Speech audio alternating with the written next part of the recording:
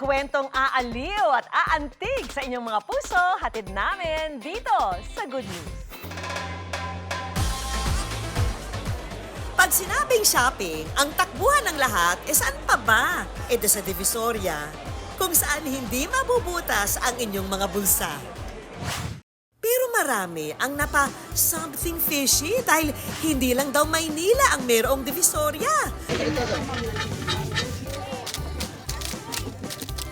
Pati rito sa Masbate, mayroong bagsak presyong paninda, the Tiangge style. Dito kami namimili kasi mas mura dito at malaki na titipid namin. Maraming mapagpipilian dito. Ang mabuti pa, dayuhin na natin yung trending seafood Tiangge na matatagpuan sa Barangay Divisoria sa Bayan ng Kawayan, Masbate. Imbis kasi ng mga damit, sapatos at school supplies, ang pinagkakaguluhan dito, iba't ibang klase ng lamang dagat. Fresh from the ocean. Parang ininvest ko sila doon sa isla. Pinuntahan ko sila na magsagawa dito magtitinda sila dito ng mga seafoods.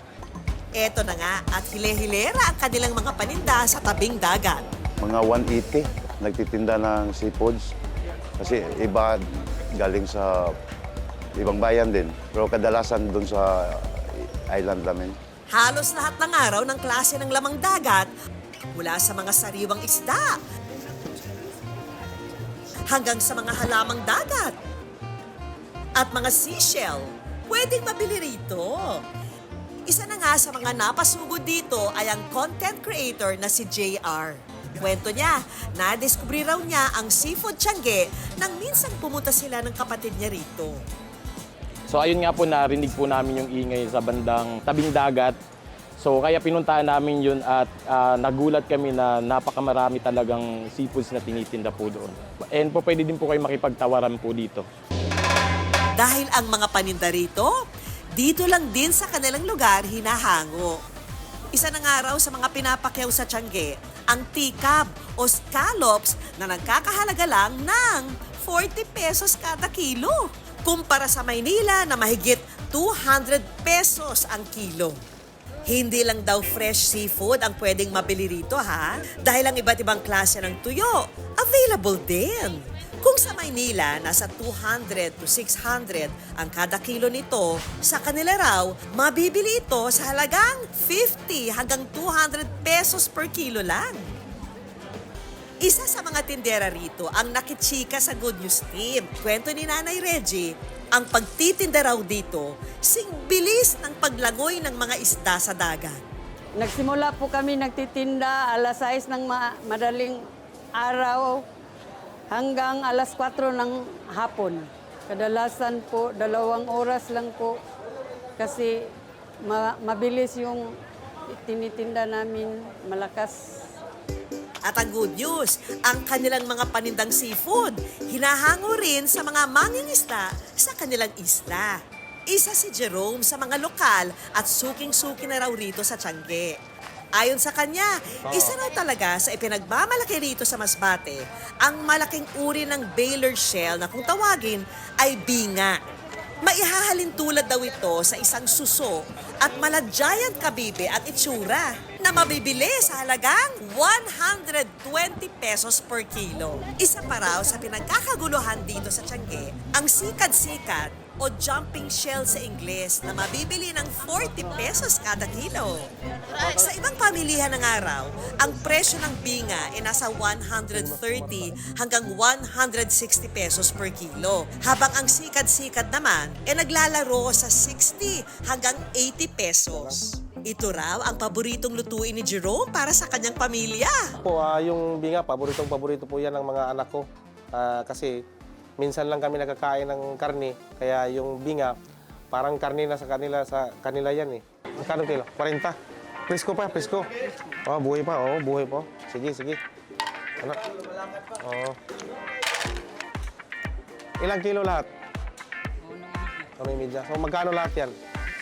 60, okay. Sige, yan na. Dito kuya magkano? Sige po, sige po, 60. Sige. Pagkatapos ng bilihan, ipagluluto raw tayo ni na Jerome at JR.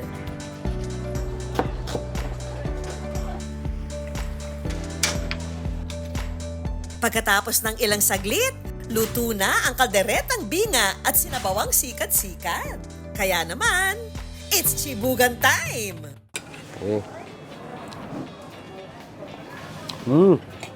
Sarap talaga. Sarap. Wala naman talagang biro. Lasa mo talaga yung binga. Tapos andun talaga yung lasa mo din yung dagat. Opo, Yung alat. preskong-presko.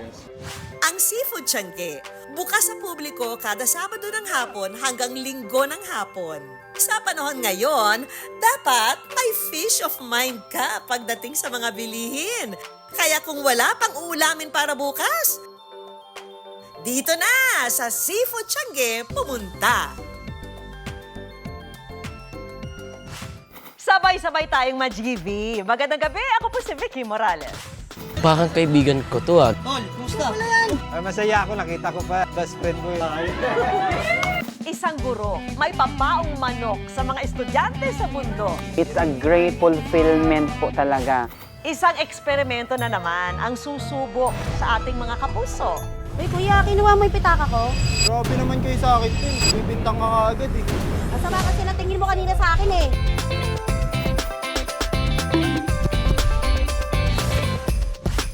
Ang Good News Camera, rorolyo na naman dahil ang ating mga kapuso ay mapapasabak muli sa ating eksperimento. Ang maingay na usap-usapan sa social media noong mga nakarang araw, ang post ng aktor na si Mon Confiado. Sa Facebook post kasi niya, galit na sinita niya ang content creator na nag-post umano ng gawa-gawang kwento kung saan nakita raw nito ang aktor sa isang grocery na lumabas bitbit ang mga item na hindi pa bayad. At nang sitahin daw ito, hindi maganda ang inasal nito. Mga paratang na mariin niyang itinanggi. Pinaunlakan ni Mon Confiado ang Good News team para makuha ang kanyang kwento tungkol sa viral post. Siya daw ay nagpapapicture sa akin, pero parang dinuro-duro ko daw. Nakita daw niya na dun sa grocery na yon meron akong mga hindi binayarang chocolates. Nung sinita daw ako ng cashier, pinagsisigawan ko pa daw. Pero wala. Kahit 3 oras, nagpapapicture ako, walang tigil. Lalo naman sa chocolates. Hindi ako kumakain ng chocolates. So sabi ko, imposible ito. Ayon pa kay Mon, hindi niya raw sana gustong patulan ng nasabing content creator. Ang nag-trigger talaga sa akin, aside dun sa hindi niya pa tinanggal yung post, nagpo-post pa siya ng mga insulto. Napaka-babaw naman para mag-react sa isang copypasta o sa isang joke. Ang problema, sila nga lang ang nakakaintindi na joke yun. Karamihan sa mga Pilipino, including ako, hindi talaga alam yung copypasta. At ang problema doon, dahil hindi natin alam, di maniniwala tayo. Naghain siya ng formal na reklamo sa National Bureau of Investigation o NBI laban sa nasabing content creator. Kalaunan, binura ng content creator ang post at umamin din umanong joke lang ito.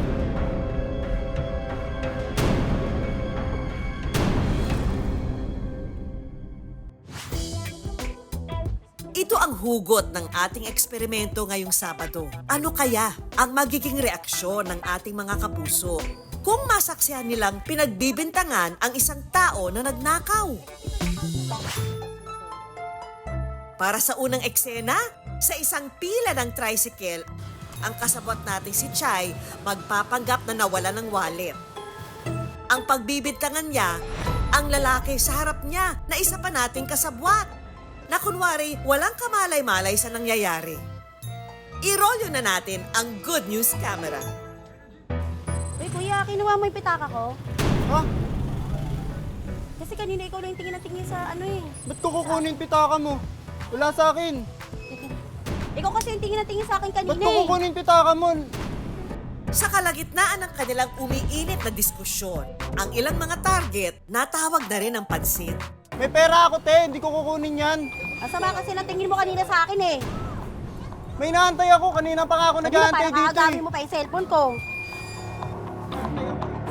Hanggang ang ilang mga lalaki, pumagitna na sa dalawa nating kasabwat. Check mo dito sa bag ko.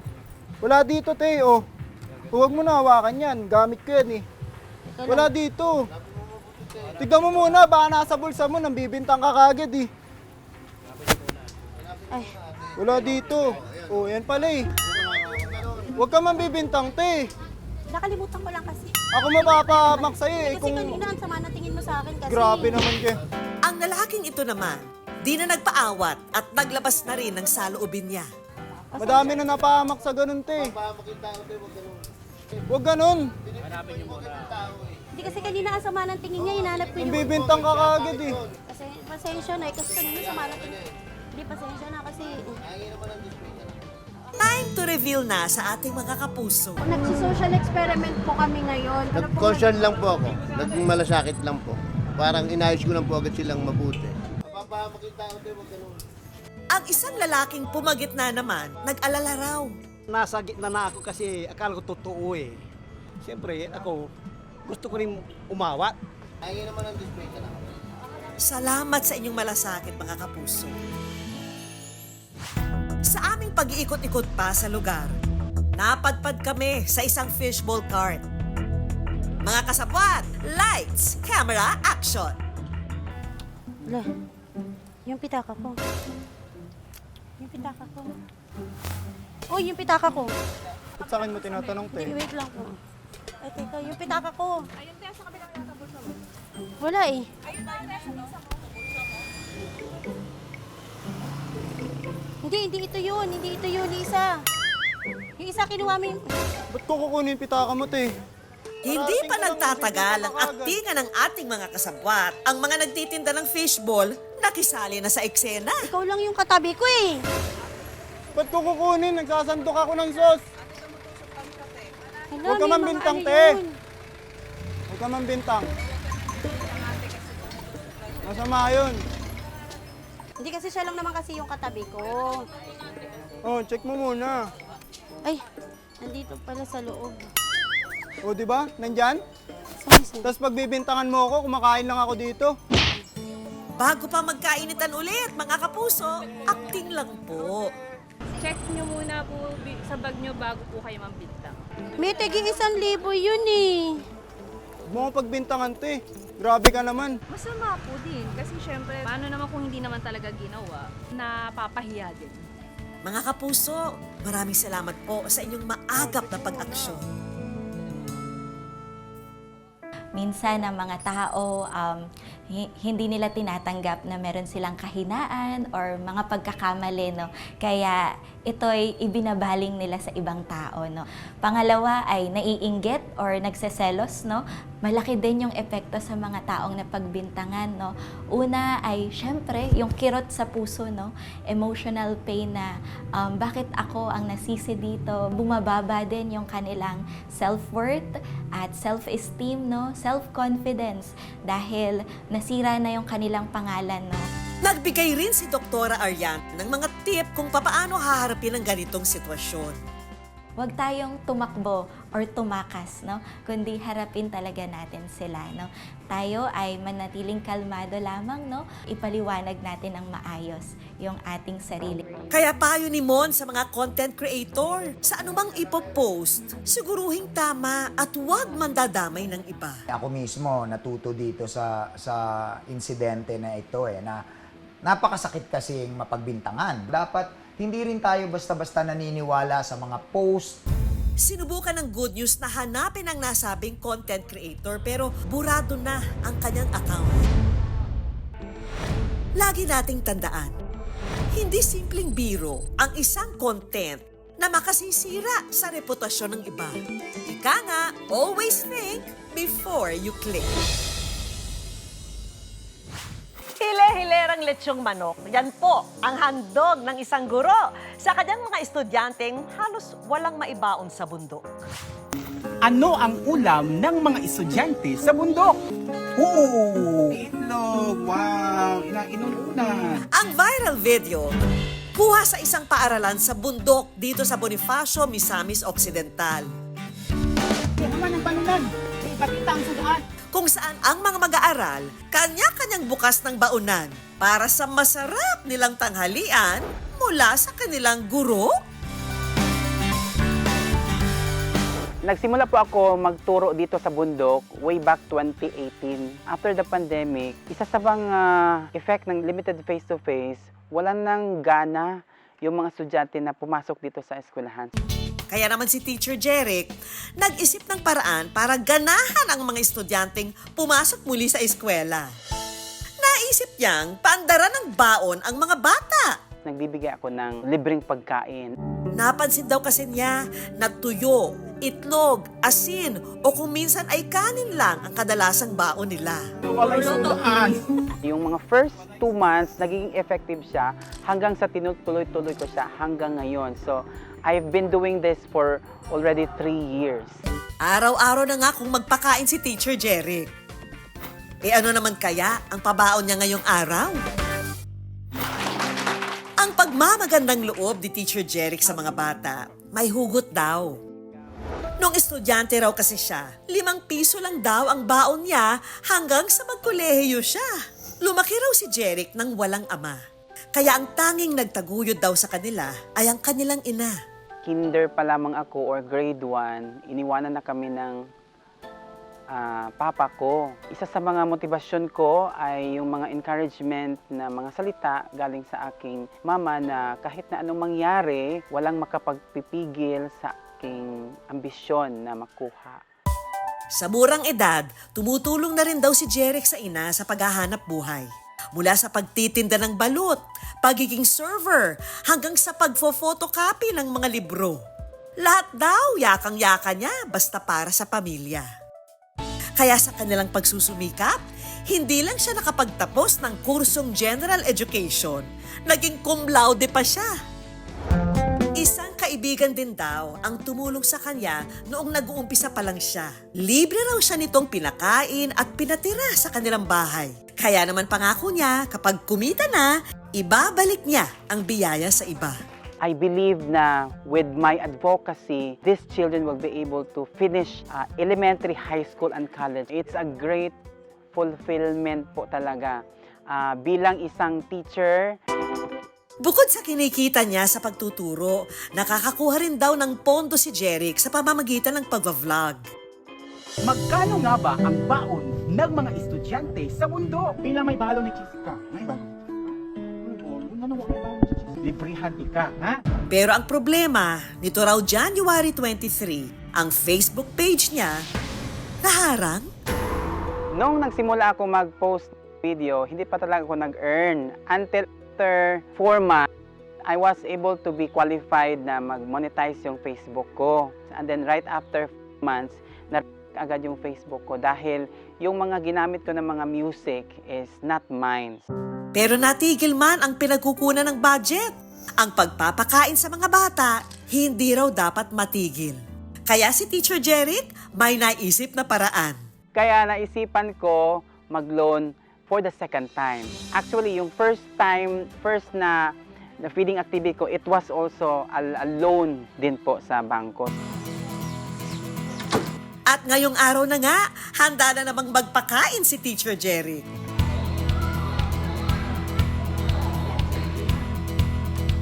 Our menu for today, full breakfast meal with tinapay at gatas pa.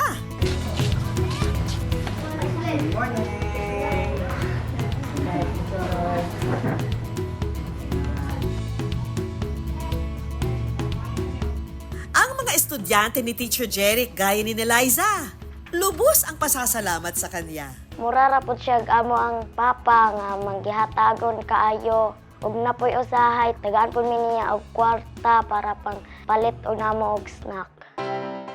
At ang dagdag pang good news, hindi na lang daw pagkain ang naitutulong ni Teacher Jeric sa mga bata, kundi pati na kanilang matrikula. Daghan kayong salamat, Sir Jeric, sa mong gipanghatag namo mga estudyante o gilabi na nako nga kitagaan ko nimo og scholarship Siya po ang kauna-unahang guro siguro dito sa bagong ng Youth Elementary School na naging channel at naging tulay ng mga scholarship na binibigay din ng mga followers niya.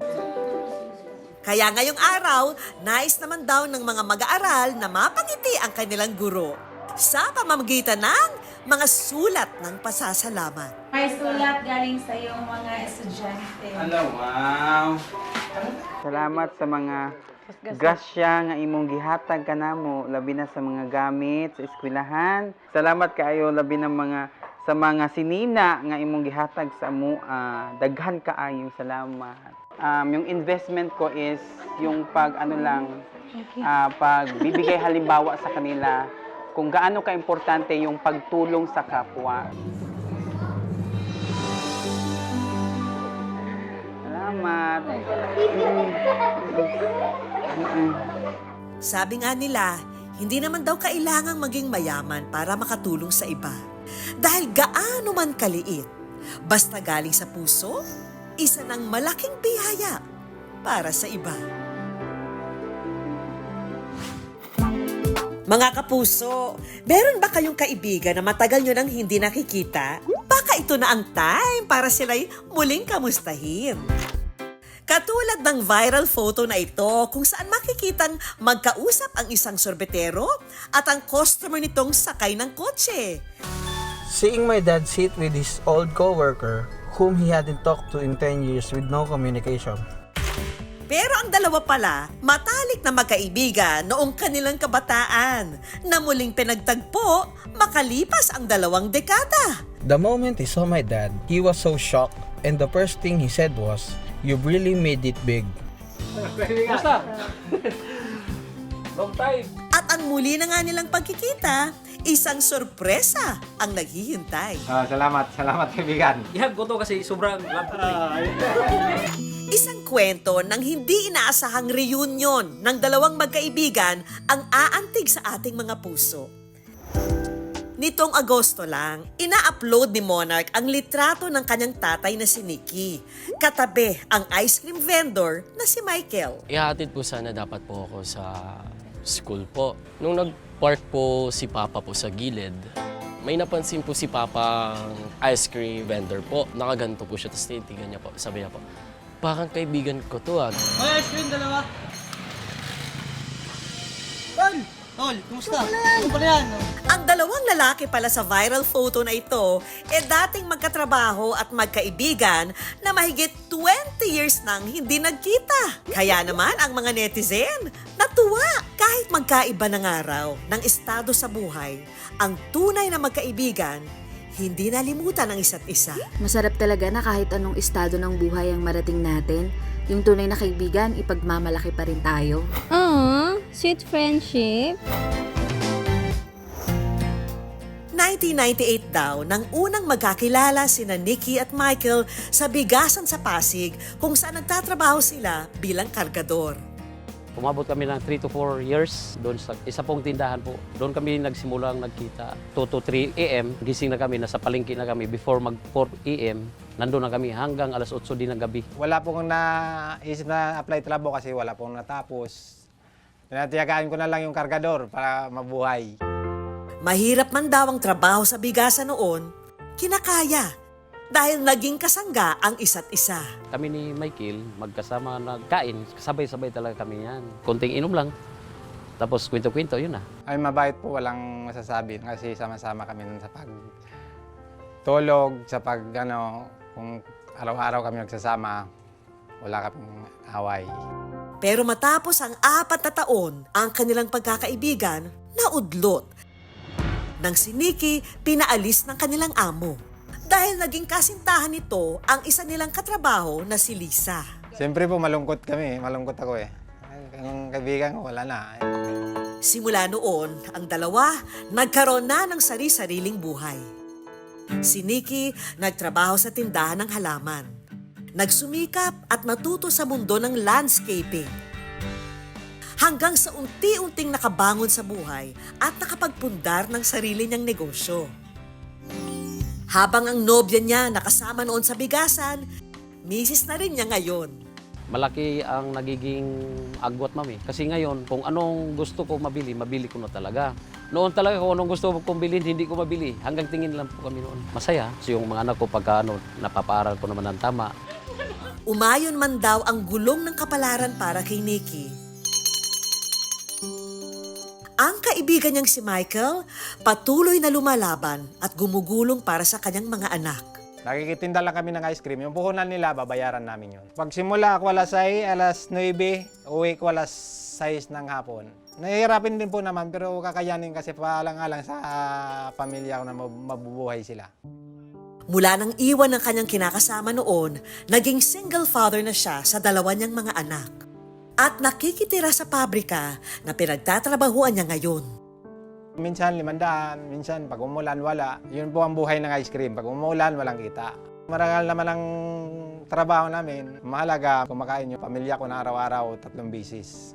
Dahil din sa hirap ng buhay, ang isa niyang anak na nasa kolehiyo na sana, tumigil na sa pag-aaral.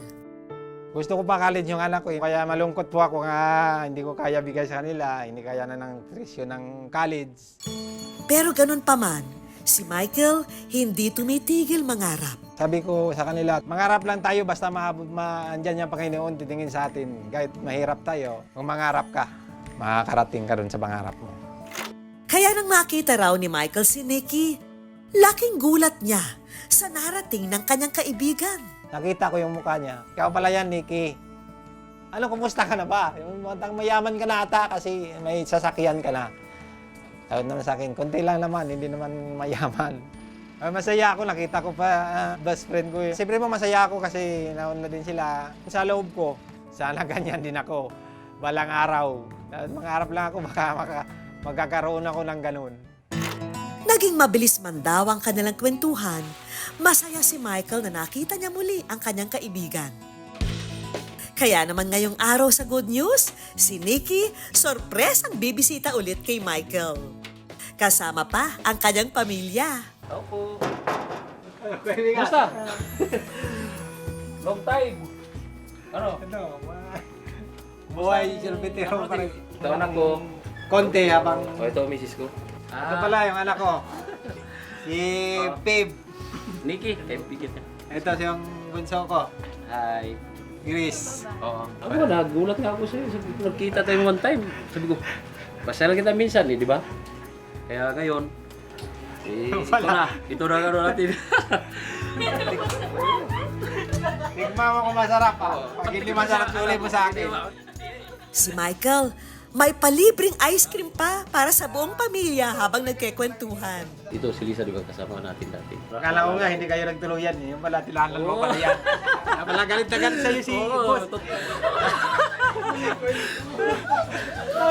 Hindi pa tapos ang sorpresa dahil si Nikki may good news para sa kaibigan. Kung once na yung anak mo mag-aral pa, sabihin mo na sa akin. Plano naman namin ng misis ko na gusto mo lang siyang paralin kasi willing kami magtulong. Thank you po. Ay, sige. Basta lagi nyo lang malin yung tatay nyo. Kasi siya lang nag-iisa. Salamat kaibigan. Ang tunay na kaibigan, mahirap na nga raw matagpuan. Pero kung ito ay tunay, mawalay man, mananatili itong matibay at kailanman ay hindi ito malilimutan. Ihab ko to kasi sobrang love ko. Operation Kabutihan pa rin tayo sa ating Good News Movement. Ihanda na ang mga kamera at abangan ang mga mabubuting gawa.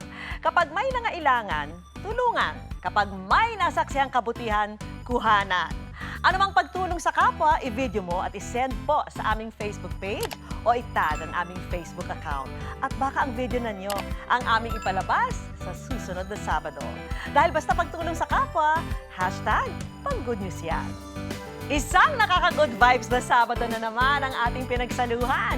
Magkita-kita ulit tayo next week. Ako po si Vicky Morales at tandaan, basta puso, inspirasyon at good vibes, siguradong good news yan!